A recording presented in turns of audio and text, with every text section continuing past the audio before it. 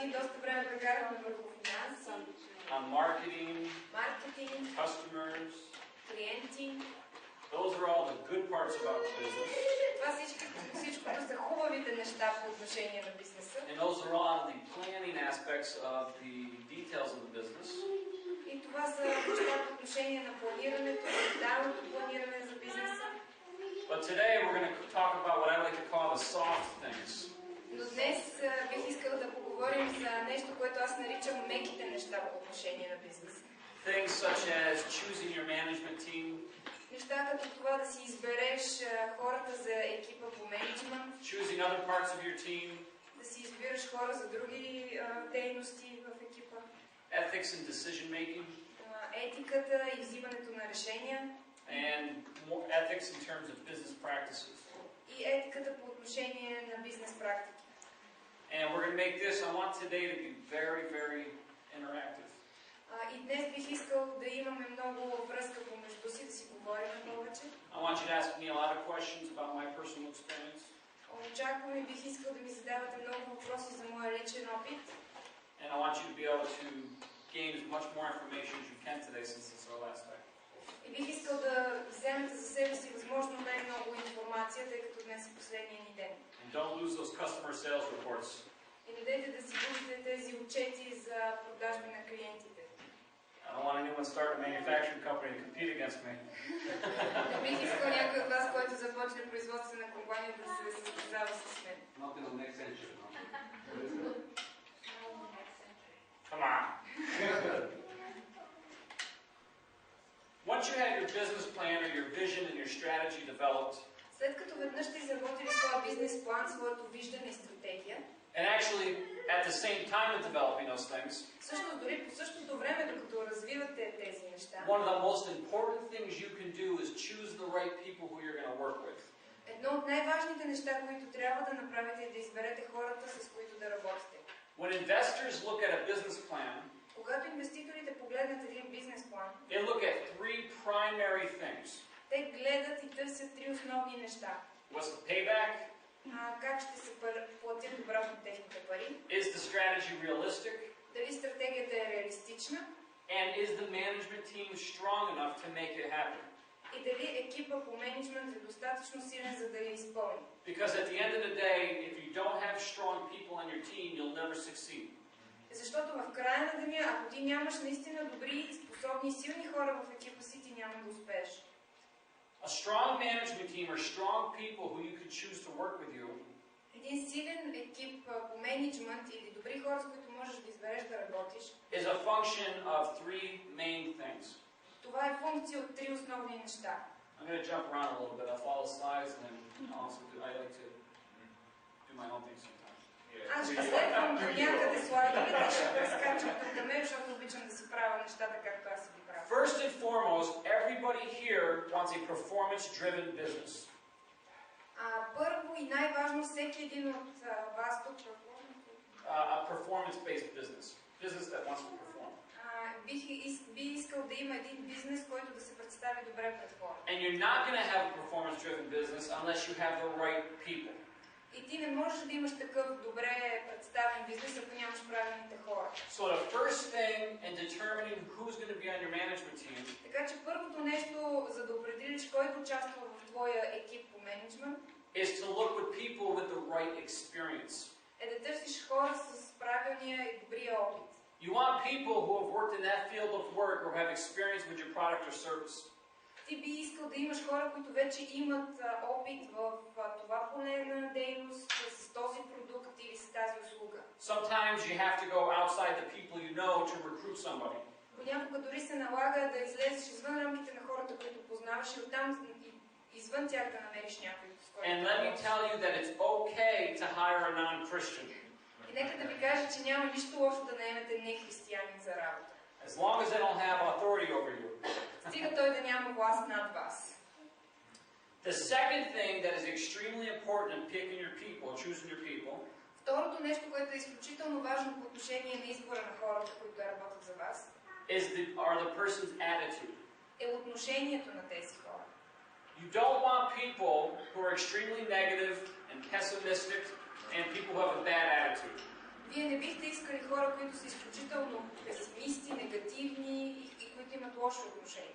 If you take a great vision and you take a very effective strategy, ако имате хубаво, голямо виждане и доста ефективна стратегия, and you hire somebody who has a bad attitude, и наемете някой, който има лошо отношение, who doesn't embrace the vision, който не приема вашето виждане, the business will never succeed. вашия бизнес няма да успее. You need people who are teachable, Вие имате нужда от хора, които са ученолюбиви, готови да се учат, who are willing to submit to the vision, които са готови да се покорят на вашето and who виждане, are willing to take the initiative to get things done without having to be micromanaged. И които са готови да поемат инициативата, за да свършат дадена работа, без да са постоянно под натиск и наблюдение от вашето. So in a nutshell, Така че... or they really get it in a nutshell? Oh, it does? Но, Oh. So at the end of the day, така че в края на деня, you want teachable, вие искате да имате Driven. ученолюбиви, посветени, good attitude, с добро отношение, good looking, no, I'm just добре kidding. изглеждащи, не, шегувам се, People on your team. хора в вашия екип. When I interview people, Когато аз интервюирам хора за работа, I look at the resume for 10 seconds, гледам тяхното резюме около 10 секунди and then I throw it out. и след това го изхвърлям на автобиография. Because when I interview people, I ask them questions about their character. Защото когато интервюирам хората, аз обикновено задавам въпроси за техния характер. What kind of character? Oh, I'm going to get to that.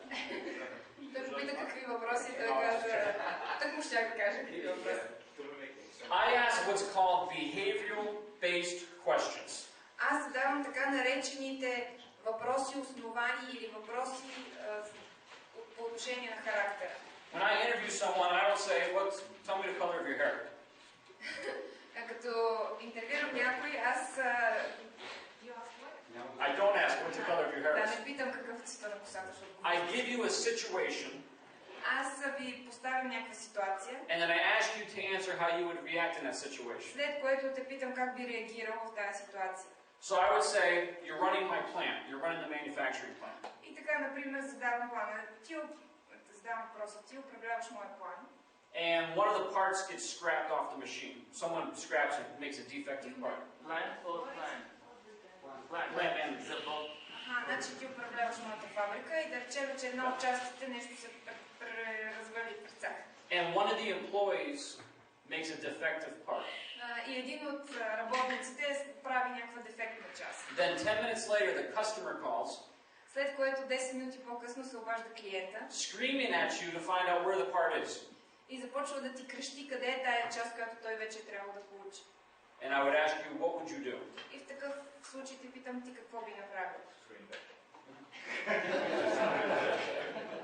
И аз казвам, бих му изкрещял на него. A good potential employee Един добър потенциален работник would answer the question, би отговорил на този въпрос. I would tell the customer, give me a few minutes to find out where your product is. Дай ми няколко минути, за да видя какво е станало с твоята част или продукта, който имаш нужда. And let me call you back. И нека да ти се обади след това пак. Then that employee would go to the floor, Този работник ще отиде на долния етаж, identify what happened with the product, ще види какво се е случило с продукта, identify what caused the scrap, ще провери какво е причинило повредата, would talk to the employees on the floor, ще говори с работниците, които са там на машините, and come up with a plan of how they're going to make that part in time for the customer's need. след което ще направи план за това как могат отново да направят същата част, за да я дадат на клиента. Then they would go call the customer След което ще отиде да се обади на клиента, and be extremely honest with them about what happened, ще бъде абсолютно честен с клиента за това какво се е случило, and then give them a solution right on the spot how they're going to make it up. след което ще му даде предложение за това как могат да се справят с настоящата ситуация. That would be an effective answer from a potentially good employee, Това ще бъде един добър, ефективен отговор от потенциален работник, because based on answering that behavioral question, защото основавайки се на отговора на този въпрос по отношение на неговия характер, I can notice a few things about their character. аз мога да открия няколко неща за неговия характер. Number one, На първо място, they don't communicate information without the right details to communicate it with. те не предават информация без в нея да са включени правилните детайли за предаване на тази информация. They told the customer to call them back after they figured out what happened. Например, той казва на клиента, че ще се обади обратно, ще се обади след като види какво се е случило наистина. Second, they showed good analytical skills. На второ място, той, потенциалният работник, показва добри аналитични способности. By analyzing the problem and coming up with a solution. Като анализира проблема и идва с разрешение. And third, и на трето място, they used a team to come up with a solution. Той използва екип от хора, за да измисли това разрешение, да го изработи. And then called the customer and told them the problem and at the same time gave them a solution. След което се обажда на клиента, казва му какъв е проблема, но заедно с това му дава и разрешение на проблема. That's an example of giving a situation during an interview to see what kind of answer you get back from the person you're interviewing. И това е пример как създаваш някаква ситуация, за да можеш да видиш как ще ти отговори човека, който ти интервюираш. A negative or a bad interview негативен отговор на подобен въпрос would say, I would tell the customer they're part of me ready to do whatever I have to do to get it done. Бих казал, да речем на клиента, че ще стане неговата част съвсем скоро и след което ще направи всичко възможно, за да стане тази част. I fired somebody for giving bad information to customers without going and figuring out where parts were.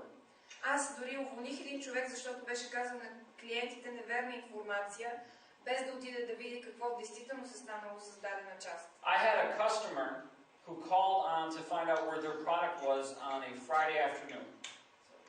I had a customer who called and asked where the product was on a Friday afternoon. Аз имах случай, в който един клиент се обади и попита къде е неговата част, в петък след обяд беше това. And my employee told him that it was in final process and would ship that evening. И моя работник му казал, че частта почти е завършена и в петък вечерта ще му я изпратят. On Tuesday, the customer called me. Във вторник същия клиент се обади на мен. And said, David, where's my parts? И каза, Дейвид, къде са моите части? And I said, they're at shipping, waiting to go out for final processing. They'll ship in 2 days. И аз му казах, ами те са почти готови в края на процеса на подготовка са и след 2 дена ще ти ги изпратя. I didn't know that my employee lied to the customer. Но не знаех, че моя работник преди това беше излъгал същия клиент. And as you could imagine, it made us look very bad.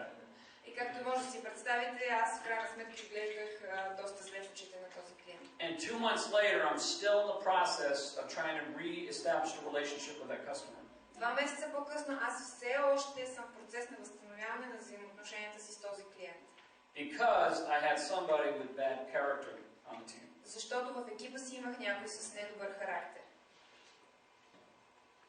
In terms of attitude, По отношение на отношението на хората, when you hire somebody with a bad attitude, когато наемете някой с лошо отношение, someone who's negative and says it can't be done, някой, който е негативен и казва, това не може да се свърши.